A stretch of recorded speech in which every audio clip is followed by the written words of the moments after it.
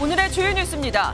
한덕수 대통령 권한대행에 대한 탄핵소추안이 오늘 국회 본회의에서 표결에 붙여집니다. 한 권한대행이 헌법재판관 임명을 보류하자 더불어민주당은 즉시 탄핵안을 발의했고 국민의힘은 탄핵 인질극이라고 반발했습니다. 헌법재판소가 오늘 윤석열 대통령 탄핵심판 사건의 첫 변론 준비기일을 진행합니다. 윤 대통령 측의 참석 여부가 불투명해 절차가 진행되지 못할 가능성도 있습니다. 공수처가 윤석열 대통령에게 모레 일요일 오전 10시에 출석하라는 요구서를 발송했습니다. 이번 소환 통보는 지난 18일과 25일에 이어 세 번째입니다. 카자흐스탄에서 추락해 38명이 숨진 아제르바이잔 여객기의 사고 원인으로 러시아의 5인 격추에 무게가 실리고 있습니다. 러시아 방공망이 우크라이나 무인기로 오인했을 가능성이 제기되고 있습니다. 시청자 여러분 안녕하십니까? 헌법재판소가 오늘 윤석열 대통령 탄핵 심판 사건의 첫 번째 변론 준비 기일을 진행합니다. 우리 헌정사상 세 번째 대통령 탄핵 심판 사건인데요. 첫 재판을 보려는 방청 경쟁률이 2200대 1을 넘길 정도로 뜨거운 관심을 받고 있습니다. 하지만 윤석열 대통령 측은 헌법재판소가 요구한 서류 제출도 대리인 선임도 하지 않아서 이 절차가 진행되지 못할 가능성도 있습니다. 오늘 굿모닝 MBN은 이시열 기자의 보도로 시작하겠습니다. 헌법재판소가 윤석열 대통령 탄핵 심판 첫 변론 준비 기일을 하루 앞두고 재판관 회의를 열었습니다. 회의에서는 사건의 전반적인 진행 상황과 대응 방안이 다뤄졌다고 밝혔습니다. 국회 소추위원 측으로부터는 지난 24일 서증, 증인 신청 등이 포함된 입증 계획과 증거 목록을 제출받았고 대리인 위임장도 추가로 제출받았습니다. 하지만 피청구인 윤 대통령 측으로부터는 어떤 서류도 받지 못했다고 밝혔습니다. 피청구인 측으로부터 접수된 서면은 없습니다. 윤 대통령 측이 계엄 포고령 1호와 계엄 관련 국무회의록 등을 제출하라는 헌재 요구에 끝내 답하지 않은 겁니다. 한덕수 대통령 권한대행이 재판관 임명을 보류하겠다고 밝힌 것과 관련해 헌재는 권한대행이 임명 가능하다는 입장을 재확인했습니다. 오늘 열릴 변론 준비 기일은 이미선, 정영식 수명재판관 2명이 참여한 가운데 오후 2시부터 진행될 예정입니다. 본격적인 변론에 앞서 사건의 쟁점과 증거를 정리하는 절차가 진행되는데 윤 대통령의 본인 출석 의무는 없어 불참 가능성이 큽니다. 헌재는 서류 제출과 대리인 선임이 계속 미뤄질 경우 제재 수단을 묻는 질문에 헌법재판소법에 벌칙 조항이 있긴 하지만 실제로 작동한 적은 없었다고 답했습니다. MBN 뉴스 이시열입니다. 이번 비상계엄 사태를 수사하고 있는 공수처가 윤석열 대통령에게 세 번째 출석 요구서를 보냈습니다. 오는 29일 일요일 오전 10시에 공수처로 출석해달라 요청했는데 하지만 윤석열 대통령이 계속해서 소환 조사를 거부하고 있는 만큼 이 공수처의 이번 3차 소환에 응할지도 미지수입니다. 이어서 이재호 기자입니다. 공수처가 윤석열 대통령에게 3차 출석 요구서를 발송했습니다. 공수처는 어제 윤 대통령에 대해 전자고문과 특급 우편 방식으로 오는 29일 오전 10시에 공수처에 출석해달라고 요청했다고 밝혔습니다. 앞서 공수처는 두 차례에 걸쳐 윤 대통령에게 출석을 요구했지만 윤 대통령 측은 당장 수사에 임할 생각이 없다는 뜻을 대리인단을 통해 밝히면서 소환 조사는 이뤄지지 못했습니다. 수사기관이 날 정해서 나오라는데 안 나가면 거부고 불응이고 이런 것이 아니라 제대로 해야 된다. 이 사항은 국민적 어떤 평가를 필요로 하는 사항입니다. 반면 공수처는 출석에 불응하는 윤 대통령에 대해 신변 확보 의지를 밝혔습니다. 모든 가능성에 대해서 저희들은 적극적으로 검토는 하고 있습니다. 예. 하지만 윤 대통령의 신분이 현직 대통령인데다 법원이 증거인멸과 도주의 우려 등을 인정하지 않을 수 있는 만큼 공수처는 3차 소환 통보 카드를 꺼내든 것으로 보입니다. 다만 공수처는 이번에도 윤 대통령이 응하지 않을 경우 체포영장 청구 등 강제 수사 절차를 적극 검토할 것으로 전해졌습니다. MBN 뉴스 이재호입니다. 국회에선 한덕수 대통령 권한대행에 대한 탄핵소추안이 이르면 오늘 표결에 붙여집니다. 한덕수 대행이 헌법재판관 3명에 대한 임명을 사실상 거부하자 민주당이 탄핵 추진이란 칼을 빼들었는데요. 대통령 권한대행에 대한 탄핵안은 우리나라 헌정사상 처음 있는 일입니다. 먼저 장가희 기자가 보도하겠습니다. 민주당이 한덕수 대통령 권한대행 탄핵소추안을 발의했습니다. 당초 민주당은 오늘 오전까지 마은혁, 정계선, 조한창 후보자에 대한 임명 여부를 지켜본 뒤 탄핵 여부를 결정한다는 계획이었습니다. 하지만 임명 동의안 처리를 위한 본회의가 열리기도 전에 임명 거부 의사를 밝히자 곧바로 탄핵 작업에 착수한 겁니다. 거부권 행사를 해놓고 가장 형식적인 권한 행사인 임명을 거부한다는 궤변을 늘어놓았습니다. 권한대행을 수행할 자격도 헌법을 수호할 의지도 없음이 분명해졌습니다. 민주당이 적시한 한대행 탄핵 사유는 모두 5가지입니다. 총리 당시뿐만 아니라 대통령 권한대행 직무 수행 도중 발생한 탄핵 사유도 함께 지적됐습니다. 의결 정족수를 둘러싼 여야의 대치가 불가피한 지점인데 민주당은 야당 단독으로 탄핵안 통과가 가능한 151석이 합당하다며 우원식 국회의장을 압박했습니다. 합리적으로 의장께서 판단하실 거라고 기대하고 있습니다. 탄핵소추안이 본회의 보고 24시간 이후 72시간 이내 표결이 이루어져야 하는 만큼 민주당은 오늘 오후 3시에 열리는 본회의에서 탄핵안을 표결할 예정입니다. 이와 함께 민주당은 외신 기자들을 상대로 회견을 여는 등 표결 직전까지 여론전을 이어갈 계획입니다. MBN 뉴스 장가희입니다. 한편 어제 헌법재판관 임명동의안 표결을 위한 국회 본회의 바로 직전 한덕수 대통령 권한대행은 예정에 없던 대국민 담화를 발표했습니다. 이 자리에서 여야 합의 없이는 헌법재판관 임명을 보류하겠다고 분명하게 밝혔는데요. 재판관 임명을 사실상 거부한 겁니다. 후보자 3명의 임명이 미뤄지면서 헌법재판소의 6인 체제 기간도 당분간 이어질 전망입니다. 주진희 기자입니다. 국회 본회의 시작 30분 전 한덕수 권한대행이 대국민 담화를 발표했습니다. 헌법재판관 임명 문제에 대한 고민을 가감없이 말씀드리겠다며 재판관 임명을 보류하겠다고 밝혔습니다. 여야가 합의하여 안을 제출하실 때까지 저는 헌법재판관 임명을 보류하겠습니다.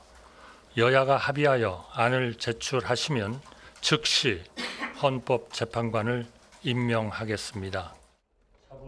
정치권이 정한 데드라인에 쫓기지 않겠다는 원칙을 분명히 전한 겁니다. 임명 보류의 이유도 설명했습니다. 대통령 권한대행의 권한 행사는 최소한으로 자제해야 하고 여야 합의는 정당성 확보의 마지막 독이라고 덧붙였습니다. 제가 무엇보다 무겁게 느끼는 의무는 대통령 권한대행이 여야의 정치적 합의 없는 정치적 결단을 내리는 것이 과연 우리 헌정 질서에 부합하는가. 또 여야 합의 없이 임명된 헌재 재판관이 없었고 여야가 과거와는 다른 입장을 취하며 대립하고 있다는 점도 설명했습니다. 한덕수 대행이 사실상 임명을 거부하면서 헌법재판소 재판관 3명의 임명이 미루어졌고 당분간 불완전한 6인 체제는 이어질 것으로 보입니다. MBN 뉴스 주진희입니다. 한덕수 권한대행이 헌법재판관 임명을 거부하자 민주당은 곧바로 탄핵 절차에 돌입했죠. 하지만 반대로 국민의힘은 한덕수 대행의 결정을 존중한다는 입장을 내놨습니다. 국민의힘은 어제 헌법재판관 임명동의안 표결에도 사실상 당론으로 불참했는데요. 그런데 당론을 깨고 4명의 의원들이 표결에 참석했습니다. 여당 소식은 유호정 기자가 전하겠습니다. 국민의힘은 헌법재판관 후보자 인사청문회에 이어 임명동의안 표결도 참석하지 않았습니다. 한덕수 대통령 권한대행에게 헌법재판관 임명 권한이 없다며 당론 불참을 결정한 겁니다. 권성동 원내대표는 한 대행이 임명을 강행하면 대통령 탄핵 심판 자체가 무효화될 수 있다고 주장했습니다. 탄핵 소추 있는 국회가 탄핵을 심판하는 헌법재판관을 추천하는 것은 마치 검사가 판사를 고르는 것과 마찬가지입니다. 탄핵 심판의 공정성을 매우 크게 훼손하는 것입니다. 하지만 국민의힘 조경택, 김예지, 김상욱, 한지아 의원은 당론을 깨고 표결에 참여했습니다. 앞서 대통령 탄핵 찬성 목소리를 냈던 당내 친한계 혹은 소장파로 분류됐던 의원들입니다. 지금은 탄핵 절차가 빨리 마무리되는 것이 최고의 민생 정책입니다. 총리께서도 사실은 거부권을 행사하면서 이거는 안 된다는 앞뒤가 맞지 않거든요. 나아가 조경태 의원은 한 권한대행을 향해 비상계엄 동조자인지 묻고 싶다며 권한대행 탄핵에도 찬성한다는 취지의 입장을 밝혔습니다. 한덕수 대행이 대통령의 탄핵에 대해서 미적거리거나 지연하는 그런 의지를 보인다면은 국민의 이름으로 단호히 한덕수 대행 역시도 탄핵돼야 된다. 저는 한 권한대행에 대한 탄핵까지 거론되면서 전국 수습을 위한 여야정 협의체는 좌초될 위기에 놓였습니다. MBN 뉴스 유호정입니다. 만약 한덕수 대통령 권한대행의 탄핵 소추안이 국회 본회의를 통과한다면 최상목 경제부총리 겸 기획재정부 장관이 대통령 권한대행을 이어받게 됩니다. 최상목 부총리는 계엄을 선포하려는 윤 대통령의 결정에 반대해 계엄 당일 국무회의장에서 강한 반대 입장을 밝힌 걸로 알려진 인물인데요. 이런 배경 때문에 야권에선 최 부총리가 한덕수 대행보다 더 나을 수 있다는 기대가 나옵니다. 이어서 이승민 기자입니다. 정부 조직법에 따라 한덕수 대통령 권한대행의 다음 순번은 최상목 경제부총리 겸 기획재정부 장관입니다. 야권에서는 지난 3일 비상계엄 국무회의에서 강한 반대 입장을 밝힌 최 부총리가 한 권한대행 체제보다 유리할 거란 기류가 흐릅니다. 가장 먼저 뛰쳐나왔다고 해요. 그런 점은 적어도 평가해 줄 만하다는 건 분명하고. 한 권한대행에 대한 탄핵 소추안이 가결될 경우 최 부총리는 쌍특검법 공포 또는 거부권 행사, 헌법재판관 임명이라는 숙제도 그대로 떠안게 됩니다. 하지만 국민의힘이 탄핵에 반대하는 입장인데다 의결 정족수를 놓고 여야 견해차가 커 논란은 계속될 전망입니다. 여당은 권한대행도 대통령으로 봐야 한다며 200석 이상을 가결 조건으로 내세우고 있고 야당은 국무총리 탄핵에 필요한 151석이면 된다는 입장입니다. 민주당의 탄핵 폭주, 탄핵 쓰나미가 이제 국정 마비를 넘어서 국정을 초토화시키고 있습니다. 때문에 탄핵안 표결에서 몇 표가 나오든 혼란은 이어질 것으로 예상됩니다. 여당은 어떤 방식으로든 탄핵안이 가결될 경우 권한쟁의 심판과 효력정지 가처분 신청 등 법적 대응을 천명하고 있습니다. 대통령 권한대행 직무를 누가 수행할지를 놓고 정치권의 혼란은 계속될 것으로 보입니다. MBN 뉴스 이승민입니다. 오늘 하루 중요한 일정을 소개해드리는 굿모닝 오늘입니다. 어떤 일정이 있는지 함께 살펴보겠습니다.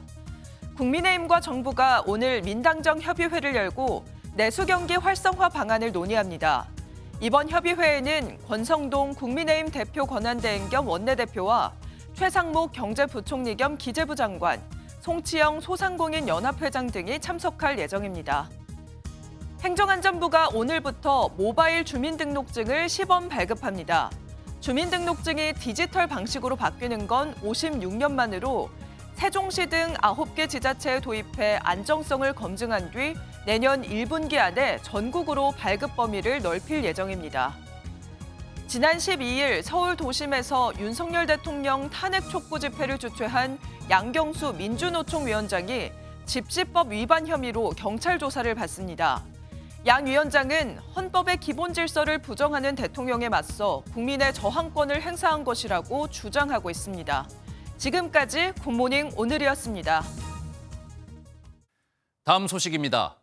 검찰이 이르면 오늘 이번 비상계엄 사태의 핵심 인물인 김용현 전 국방부 장관을 구속 기소할 것으로 보입니다.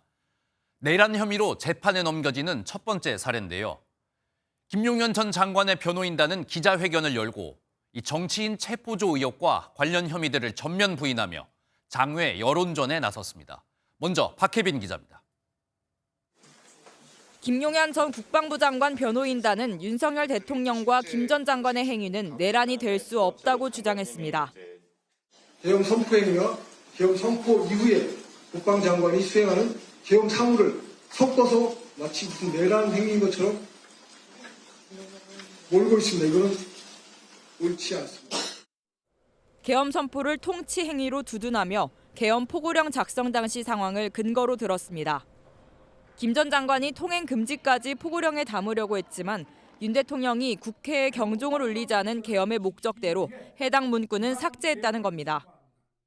계엄은 경종을 울리는 차원이었으며 사상자가 전혀 없었고 계엄 해제 이후 각 지휘관의 통제하에 질서 있는 철수를 한 것이 명백한 사실입니다. 정치인 체포조 운용 의혹도 부인했습니다. 계엄법에 따라 체포조를 운영할 수 있다면서도 체포자 명단은 없었다고 주장한 겁니다. 포고령의 정치활동 금지 조항을 위반할 수 있는 사람들에 대해 예방 활동을 지시했다는 설명이지만 관련자들의 진술과 정면 배치됩니다. 문상호 정보사령관은 선관위 체포조 운용 사실을 인정했고 체포 이후 활용할 구금시설까지 준비했던 정황도 복수의 진술로 확인됐습니다. 김 전 장관 측은 이를 두고 거짓말한다고는 생각하지 않는다며 명확한 지시를 하지 못한 책임이라고 여지를 남겼습니다. 계엄 모의 의혹의 핵심 인물로 지목된 노상원 전 정보사령관에 대해서는 윤 대통령과 관련이 없다며 선을 그었습니다. MBN 뉴스 박혜빈입니다. 그런데 앞서 보신 김용현 전 국방부 장관 측의 기자회견에 저희 MBN 취재진은 들어가지 못했습니다.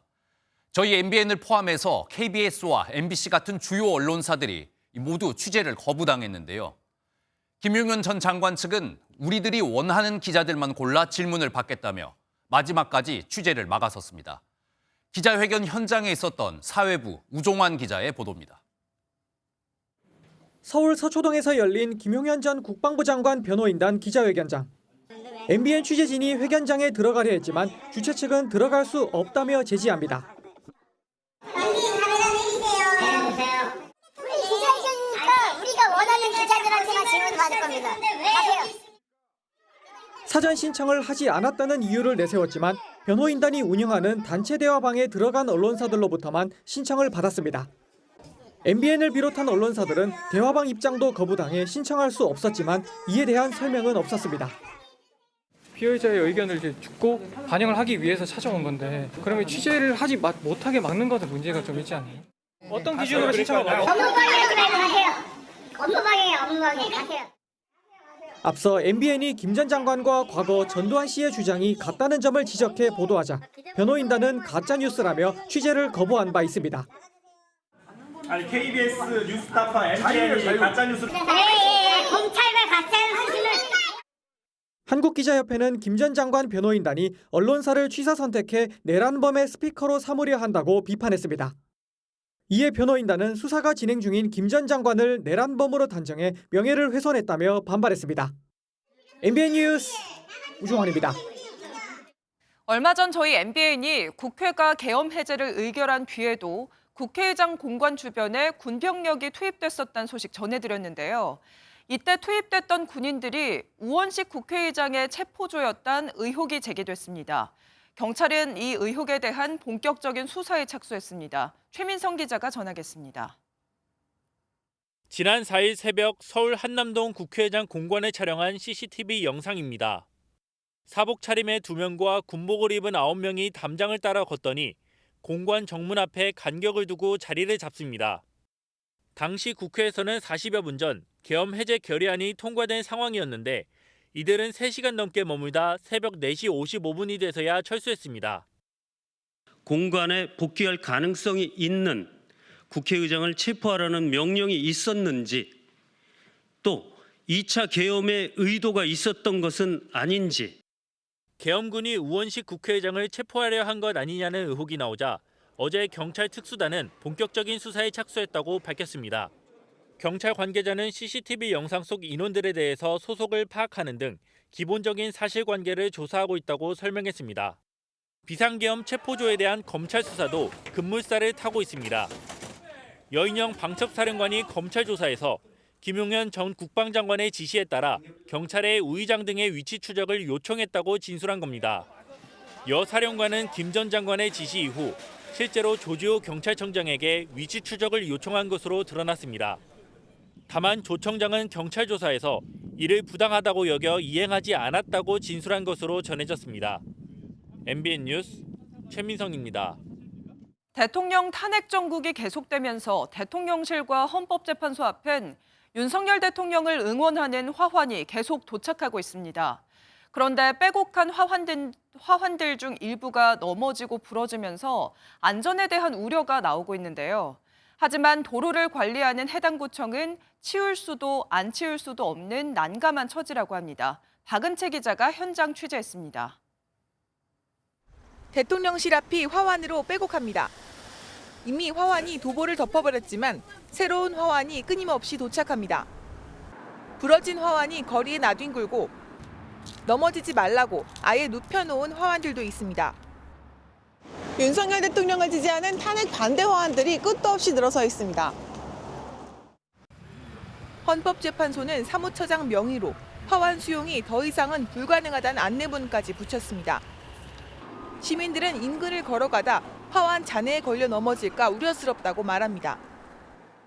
눈에 띄는 것도 별로 좀 불편하고요. 국민들이 다니는 이 인도잖아요. 불편하죠. 별로 안 좋습니다. 화환 하나하나 모두 사유재산이라 구청에서 치우기도 난감합니다. 현재로서는 그런 건 없는 것 같거든요. 쉽지 않을 것 같은데. 한 구청 관계자는 주인의 동의 없이 화환을 치우게 되면 점유이탈물 횡령죄로 문제가 될 수 있다고 토로했습니다.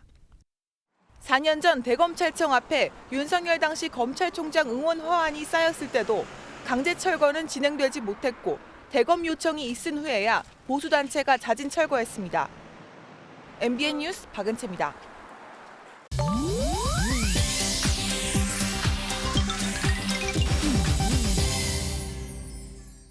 인터넷에선 어떤 소식들이 화제일까요? 인터넷 와글와글입니다.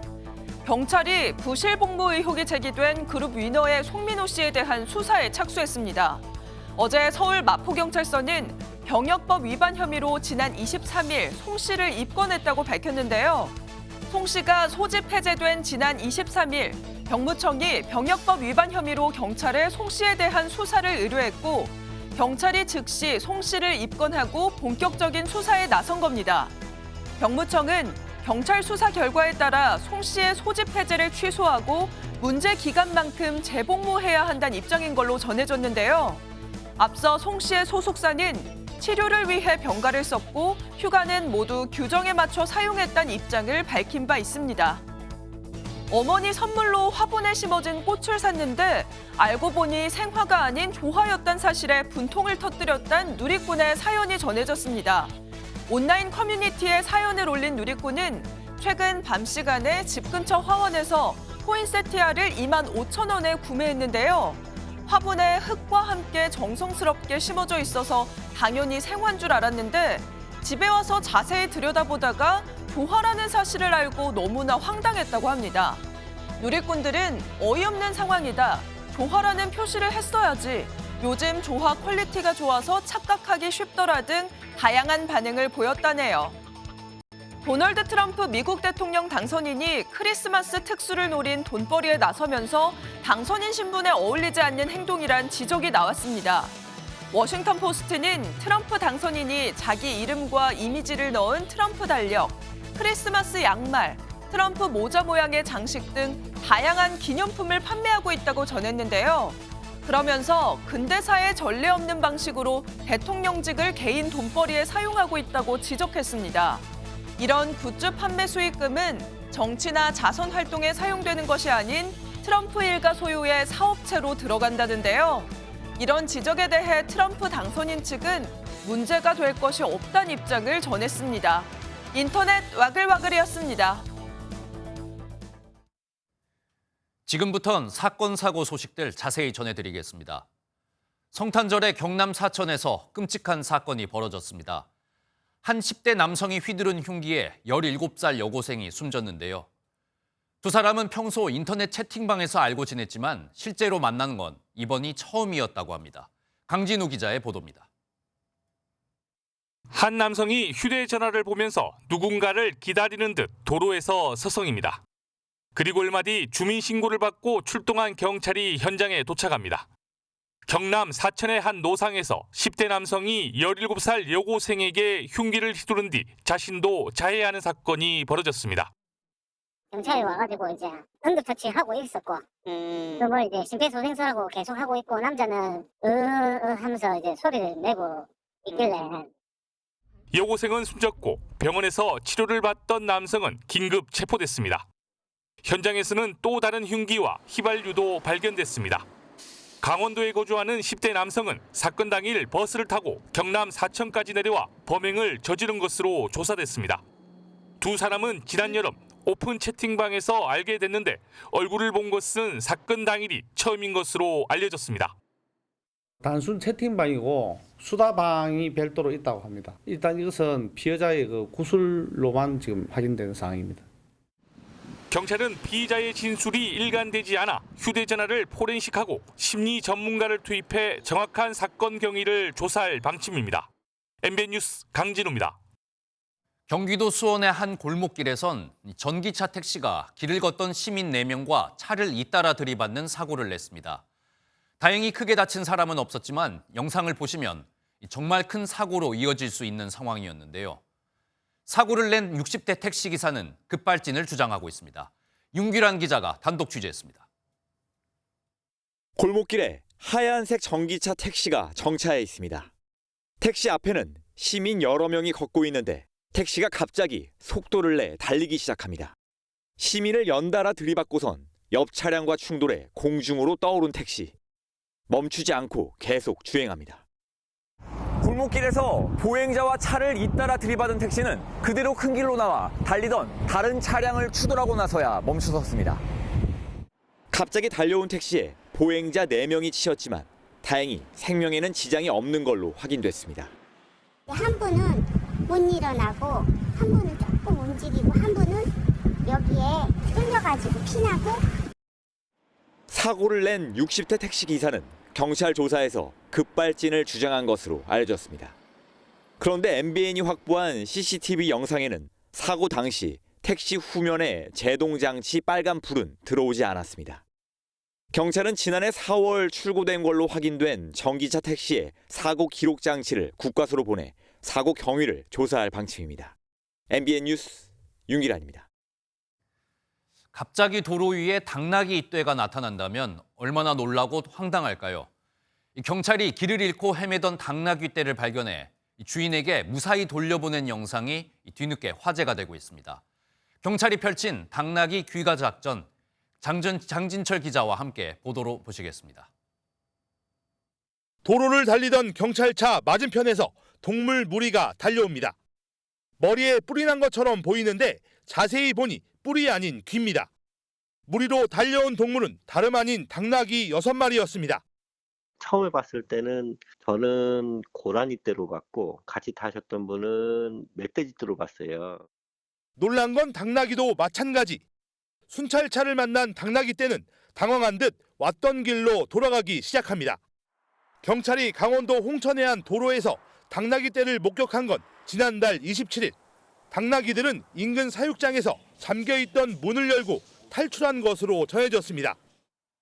순간 도로로 나갔으니까 그 사고가 나면 어떡할까 하는 마음에 가슴이 철렁했습니다. 사육장을 벗어난 당나귀 떼는 2km가량을 달려 마침 순찰 중이던 경찰을 만났습니다. 다행히 순찰차 모리에 잘 따라줬고 별다른 사고 없이 10분 만에 당나귀 귀가 작전은 끝났습니다. MBN 뉴스 장진철입니다. 국제 소식으로 이어가겠습니다. 크리스마스 당일에 추락해 38명의 목숨을 앗아간 아제르바이잔 여객기의 기체 꼬리 부분에서 의심스러운 구멍 수십 개가 발견됐습니다. 처음엔 사고 원인으로 세 대와의 충돌이 거론됐지만 전문가들은 러시아 대공포의 5인 공격으로 격추된 것이란 의견을 내놓고 있습니다. 보도에 김문영 기자입니다. 여객기 날개 부분에 뚫린 구멍이 보이고 승객들이 산소 호흡기를 쓴 채 머리를 감싸집니다. 여객기는 급격히 하강해 땅과 충돌한 뒤 반으로 쪼개졌고 시뻘건 화염에 휩싸였습니다. 현지 시간 25일 아제르바이잔의 수도 바쿠에서 이륙해 카자흐스탄에서 추락한 아제르바이잔 항공기에는 67명이 타고 있었습니다. 38명이 숨지고 29명이 생존한 것으로 집계됐습니다.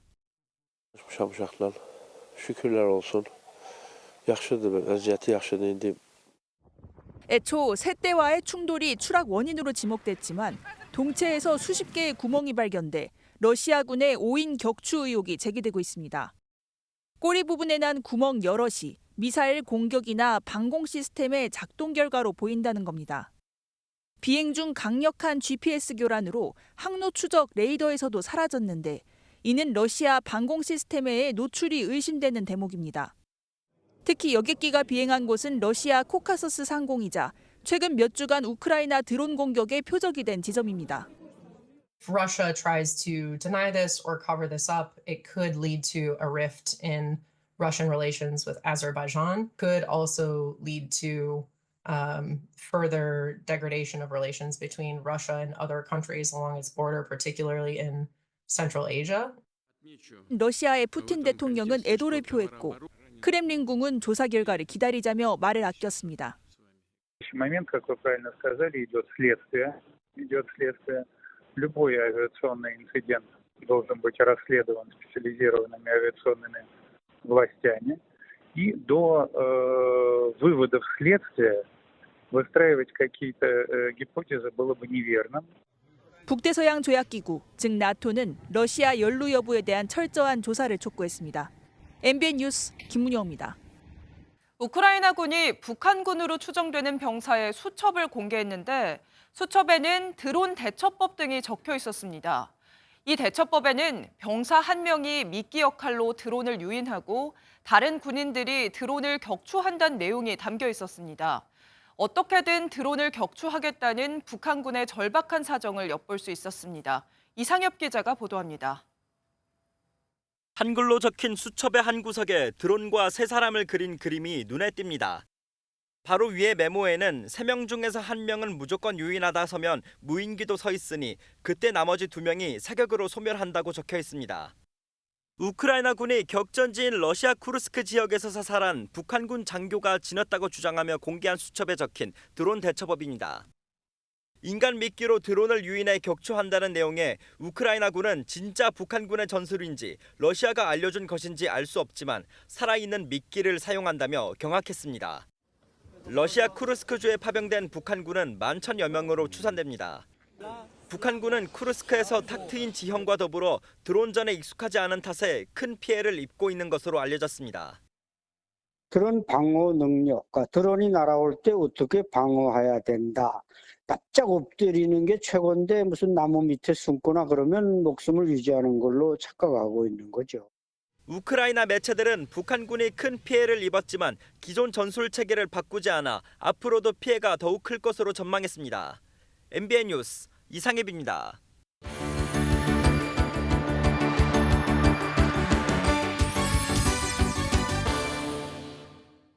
굿모닝 월드입니다. 끝이 보이지 않는 거대한 동굴이 푸른 얼음으로 가득 찼습니다. 마치 얼음 왕국에 온 듯한데요. 중국으로 가보겠습니다. 푸른 얼음으로 가득 차 있는 동굴입니다. 하늘에서 바라본 동굴 입구도 거대합니다. 콩알만한 크기의 사람과 비교하면 동굴 입구가 얼마나 거대한지 바로 알 수 있는데요. 이 동굴은 중국 티베트 자치족 마을에서 발견된 동굴입니다. 동굴 길이는 150m에 달하고 입구 너비는 18m에 달할 정도로 큽니다. 탐사대원들은 동굴을 걸을 때 마치 얼음으로 둘러싸인 수정 궁전을 걷는 듯한 느낌을 받았다고 합니다. 얼음으로 둘러싸인 궁전에 저도 한번 가보고 싶네요. 오늘 출근길 무척 춥습니다. 잠깐 이 영상 보시면서 추위 잊어보시는 건 어떨까요? 하와이의 뜨거운 화산 활동을 화면으로 만나보시겠습니다. 분화구에서 뜨거운 용암이 분수처럼 솟아오릅니다. 분화는 한 차례에 그치지 않고 수차례 이어집니다. 하와이의 킬라우에아 산이 크리스마스 아침에 분화하는 모습입니다. 킬라우에아 산은 전 세계에서 가장 분화 활동이 활발한 화산 가운데 하나인데요. 하와이어로 킬라우에아라는 말도 분출한다는 뜻이라고 합니다. 다음 소식입니다. 신세계그룹이 세계 최대 전자상거래 업체인 중국 알리바바와 손을 잡기로 했습니다. 쿠팡과 네이버, 양강체제에서 살아남기 위해서 신세계 정용진 회장이 승부수를 띄었다는 평가입니다. 김민수 기자가 보도하겠습니다. 신세계그룹이 알리바바 그룹 자회사인 알리바바 인터내셔널과 합작법인을 설립합니다. 이르면 내년 설립 예정으로 출자 비율은 양사가 5대5씩 부담합니다. 양사 모두 현물 출자를 하는데 알리바바 측은 현금 출자 3천억 원을 추가할 방침입니다. 합작법인은 신세계그룹의 지마켓, 알리바바 그룹의 알리익스프레스가 편입됩니다. 지마켓과 알리익스프레스 코리아는 편입 뒤에도 독립적으로 운영됩니다. 신생합작법인은 쿠팡과 네이버 양강체제로 굳어지던 국내 전자상거래 시장에 변수가 될 것으로 보입니다. 지마켓은 자금력 동원에 부담감이 컸고 알리익스프레스 코리아는 신뢰성 문제로 그동안 고전을 면치 못했습니다. 신세계는 지난 2021년 지마켓 지분 80.01%를 3조 4,400억 원에 매입하고도 이듬해부터 적자를 봤습니다. 6년 전 초저가 전략을 내세워 국내 야심차게 진출한 알리바바는 상품에서 유해물질 검출이 잇따르고 있습니다. 승부수를 던진 만큼 앞으로 합작법인이 쿠팡의 로켓 배송과 네이버의 가격 비교에 익숙한 국내 소비자를 끌어들일 전략을 선보일 수 있을지 관심입니다. MBN 뉴스 김민수입니다. 이번엔 밤사이 들어온 경제 소식 전해드리겠습니다. 한덕수 권한대행까지 탄핵될 수 있는 불안한 정국이 계속되면서 우리 금융시장이 요동치고 있습니다. 특히 원달러 환율이 1,460원대까지 치솟았는데요. 밤사이 야간 거래에선 무려 1,470원까지 올랐습니다. 2009년 금융위기 이후 15년 만에 가장 높은 수준인데요. 이젠 환율이 1,500원대까지 오를 수 있다는 공포가 현실화되고 있습니다. 김태영 기자입니다. 1,466원, 시중은행 딜링룸 전광판에 원달러 환율 장중 최고 가격이 찍혀 있습니다.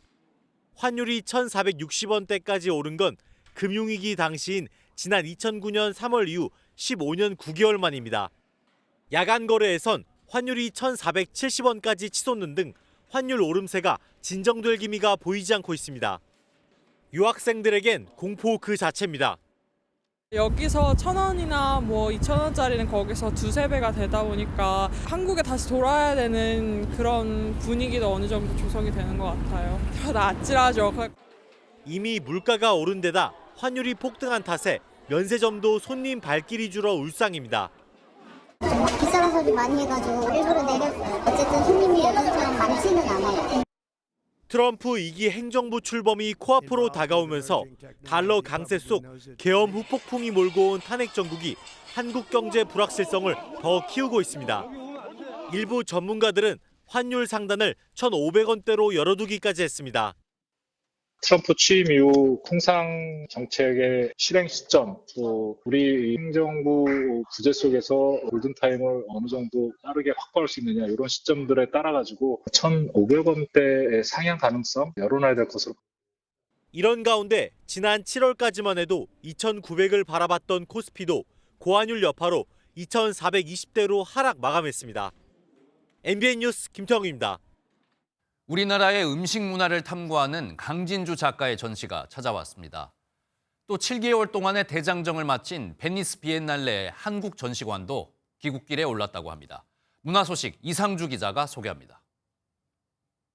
쌀을 비롯한 조리도구와 식재료, 주변의 풍경들을 카메라로 담아 한지에 프린트했습니다. 강진주 작가는 쌀이 우리의 밥상 혹은 땅으로 다시 돌아간다는 생태적 순환의 모습을 자연과 인간의 관계로 확장합니다. 또 일상에서 주고받는 안부 인사인 밥에 집중해 우리 삶의 근본이자 정서적 공감을 이루게 하는 양식이자 소통의 상징적 매개임을 강조합니다. 머릿속에 스틸컷으로 딱 남아 있는데 어렸을 때 이제 할아버지가 가지를 툭 따더니 생으로 주시는 거예요. 그 향. 근데 그 모습이 너무 아름다웠어요. 그 기억으로 지금 이런 작업들을 계속 하고 있지 않나라는 생각. 올해 4월부터 11월까지 이탈리아 베네치아 비엔날레를 장식한 고향의 향기가 서울로 왔습니다. 국가마다 미디어 아트와 설치 미술을 앞세우는 동안 구정화 작가는 전 세계 600여 명을 대상으로 수집한 한국의 향으로 전시장을 채웠습니다. 1920년대부터 최근까지 평범한 학생과 직장인부터 탈북민까지 목욕탕 소독약부터 포근한 할머니의 내복까지 다양한 향을 만날 수 있습니다. In general, some scents are very international. like sunlight, fog, grandparents.